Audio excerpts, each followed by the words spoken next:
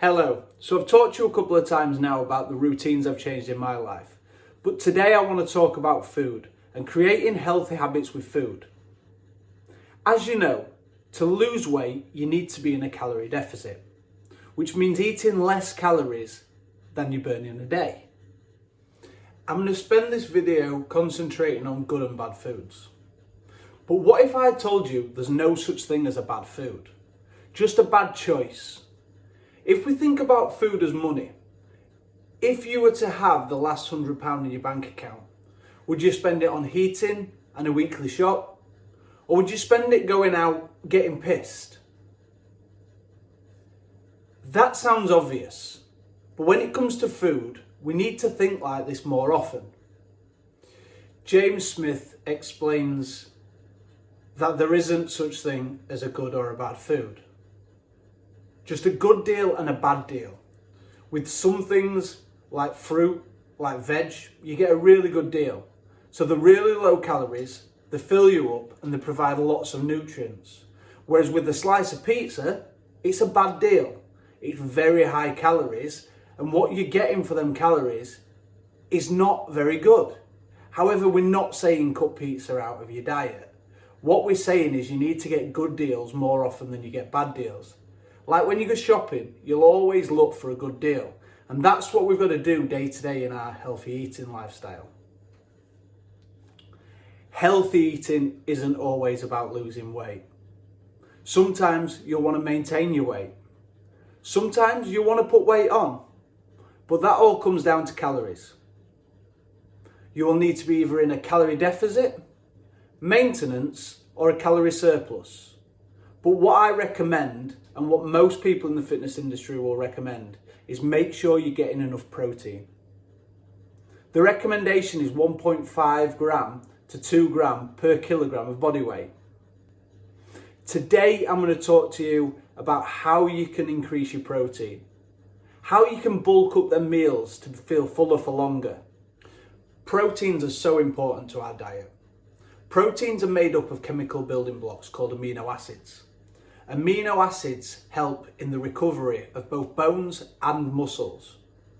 So today I'm going to talk about things that will help increase your protein while keeping calories down. Healthy eating is all about changing habits. So if I were you, I'd invest in a slow cooker. Slow cookers are great because what you can do is you can create an evening meal which will make 6 or 7 portions. You can have your own portion on that evening, and the other portions you can put to one side, either in the fridge or freezer, and save for work. Then there's no excuses for eating unhealthy when you go to work, because you've already prepared extra meals. There are several books out there to help you meal prep.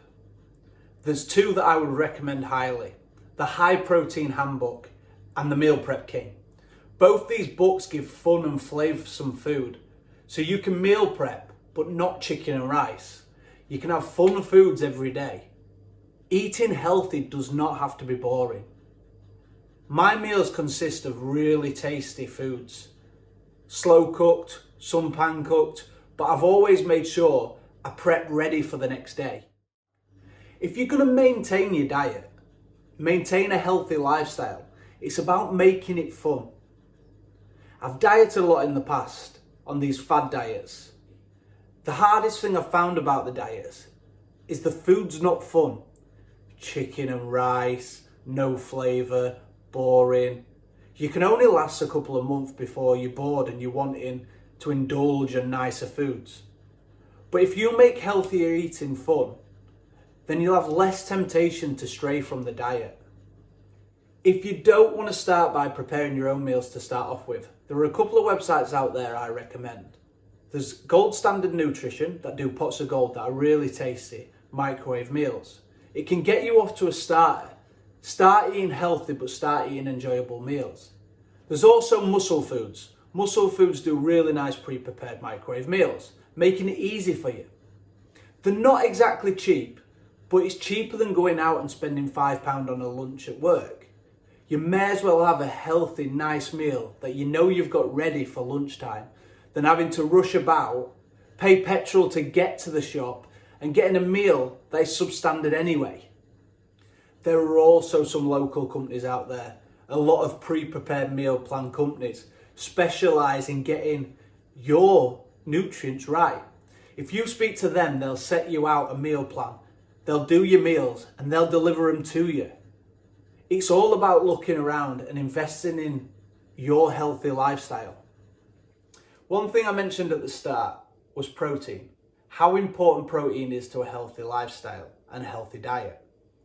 At first, when I was dieting, I found it really hard to hit my protein target because the only thing I could think about when protein is eggs and meat. I didn't understand how I could increase my protein but keep my calories under what I needed. The first food I want to talk about that helped me increase my protein but keep my calories low is egg whites.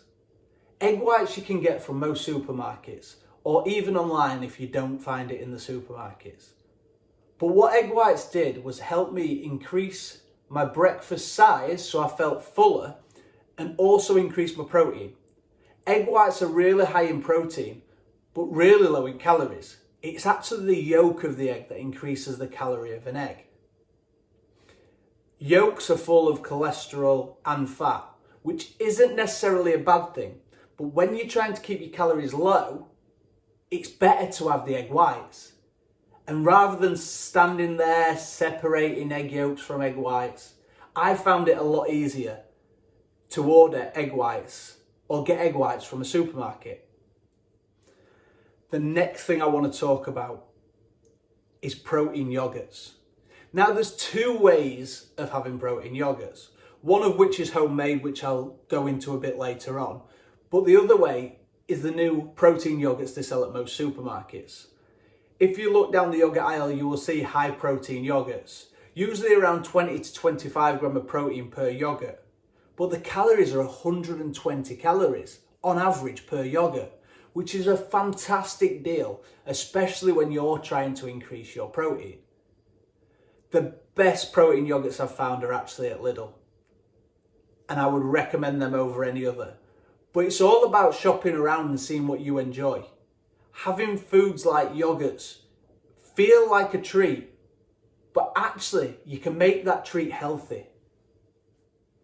The next food I want to talk about are protein bars. Protein bars really helped me in my journey. The reason being is I enjoy a treat as much as anyone. And don't get me wrong, one treat isn't bad. But if you were to have one treat every day, then it can add up to a lot of calories. However, protein bars feel like that naughty treat, but they're lower in calories and at least you're getting your protein in. Most protein bars have 15 to 25 grams of protein in, meaning that healthy snack can increase your protein by quite a bit. And it's really good towards your protein daily target. With protein bars, there's a lot of options out there. Grenade, Fulfill, Warrior. There's an awful lot of choice. And it's all about finding out which ones you like. The ones I personally recommend are Grenade, Warrior, and also Lidl do some fantastic protein bars that are really cheap and also have 20 grams of protein for only 189 calories, which is a fantastic deal and helps get your protein up while keeping your calories low. The final thing I want to talk about is protein powder. Not only does it come in different flavours, but it also helps bulk up meals to make sure you get a better deal. Protein powder is probably one of the best supplements on the market. It really helps if you're trying to lose weight, gain weight, or just trying to live a healthy lifestyle. In a morning, I add protein powder to my porridge. I have porridge, almond milk, and protein powder. Protein powder really increases the protein content of that meal, making it a more substantial meal and a good deal. Porridge is a slow releasing carb, so it will give you energy throughout the day. And adding protein powder increases its protein content to make it a really, really good meal. You can also add dried fruit, nuts, anything you like, which makes it a really healthy, nice meal. As a snack, I mentioned protein yogurts. But you can make your own protein yogurts using low-fat Greek yogurt and protein powder. You can also add fruit, nuts, berries, whatever you like. It's a really healthy, nice snack, keeping it fresh throughout the day. If you've just had your food and 2 hours later you feel a bit peckish, a protein yogurt, either from the shop or homemade, is a really good alternative to fill you up. Adding things like bananas, grapes and berries really increases that fullness you will get from that meal.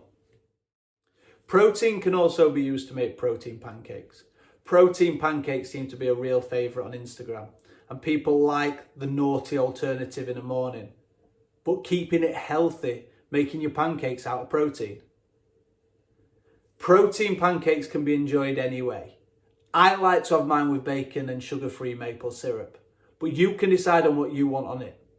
Chocolate sauce, little chocolate chips, fruit, whatever you like you can put on there, making it a naughty alternative in the morning to mix things up a bit. Eating healthy, it is vitally important to mix things up and not just have the same old stuff every day.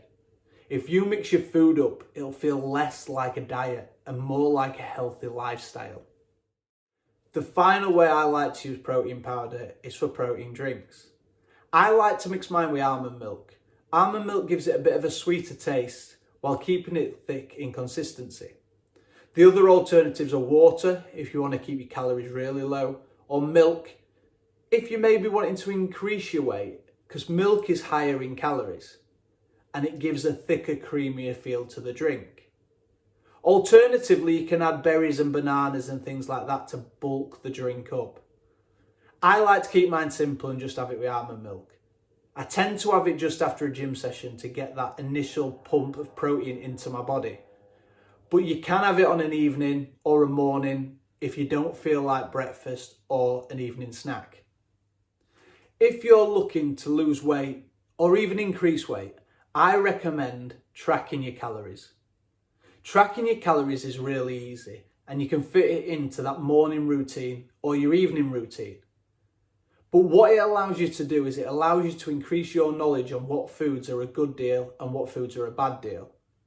If you use James's calculator online, it will give you a protein target and also a calorie target. If you're trying to lose weight, you'll need to stay under the calories, but make sure you are hitting your protein target. I log all my food daily on either MyFitnessPal or NutriCheck. The one I use specifically is NutriCheck. I find it really easy to use and simple to follow. You can also enter your calories. You don't have to use their calculation, which I found really handy. Now, I'm not saying don't have any unhealthy food. I'm not saying don't have pizza, don't have burgers, don't have a Chinese, because I love that food as much as anyone else. And I think it's vitally important that if we're going to stick to a healthy routine, that we treat ourselves every now and again.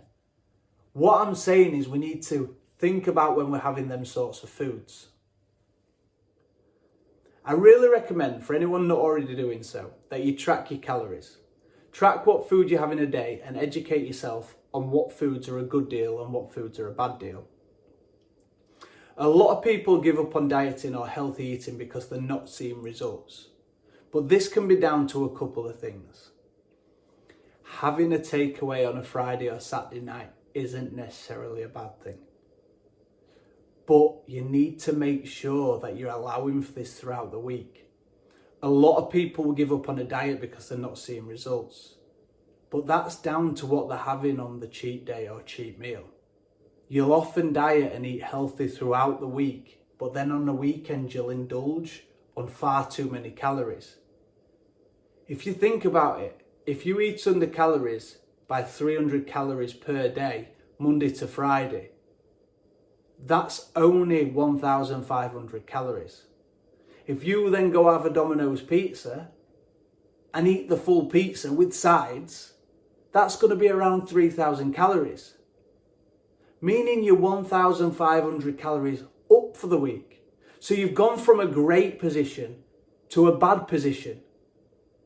Understanding foods will allow you to plan out your week, knowing that if you're having the takeaway on a weekend, you have even less calories during the week, or you simply eat sensibly on the weekend and only have 2 slices of pizza rather than the full 10-inch pizza. As I've mentioned as well, let's be clever about things. I found it useful to start off with by making my own pizzas. It allowed me to get into a good routine before I started adding unhealthy meals to my week. And I'd say probably for a month, not having a takeaway is a great idea because it allows you to set off on the good foot and not give up on your diet early. By doing this, it becomes a healthy lifestyle rather than just a diet. It becomes healthy eating 24/7 rather than a fad diet that lasts 2 weeks. Then you put on more weight because you go through a binge. Then you decide to fad diet again for 2 to 3 weeks. And it goes round in a repetitive circle. Change your lifestyle and change your habits. Become a healthier person all around. Not just a diet, a lifestyle change. Thank you for watching my video. I hope it's helped you out and helped you understand how I've gone from 18 stone 8 to 13 stone 3. I've really changed how I think about foods, and my relationship with food is a lot better now. If you have any questions at all, feel free to message me. I've had help along the way, and I've always been dropping people questions on, can I do this, can I do that? I'm more than happy for you to ask me any questions along your journey. Thank you for watching my video on food and creating a healthy eating habit. Please like, share and subscribe.